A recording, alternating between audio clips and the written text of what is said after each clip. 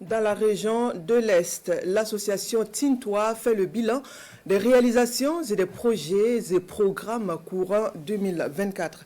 Environ 4 milliards de francs CFA sont investis dans les domaines de l'éducation, la formation professionnelle, l'insertion sociale, la santé et l'hygiène pour recueillir des conseils, des services techniques afin de parfaire la prestation. Ce 12 février 2025 à Fadangourma, Tintois a réuni les gouverneurs du centre-est et de l'est du Burkina ainsi que les différents responsables des services déconcentrés de ces deux régions pour une séance de redevabilité. Le point des réalisations de ces projets de Tintois avec Désiré Ilboudo et Joël Tendabiga.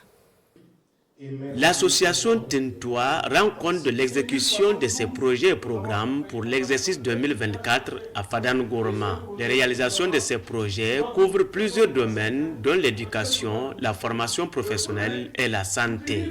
30 projets différents conduits en 2024 dans 10 régions. Il y en a qui continuent et il y a des nouveaux projets qui vont démarrer. Cela a coûté un peu plus de 4 milliards de francs CFA. Ce cadre de redevabilité de l'association devant les gouverneurs et les responsables des services déconcentrés de l'État est une occasion d'obtenir l'engagement de tous pour les perspectives. L'ONG a beaucoup fait pour le Grand Est, dont le Centre-Est en fait partie.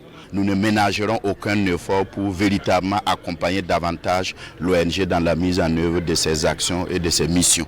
35 ans dans le domaine de l'éducation, la santé, la formation professionnelle, de l'hygiène et de l'assainissement, du renforcement de la participation citoyenne à la cohésion sociale et à la gouvernance locale. Il faut du fond du cœur dire merci à cette ONG pour cette réponse humanitaire apportée justement des populations de nos deux régions respectives. Dans la région de l'Est et du centre-Est de Burkina, l'association Tintois a accompagné plus de 1200 élèves, dont 50% des filles, dans la poursuite de leur année scolaire 2024.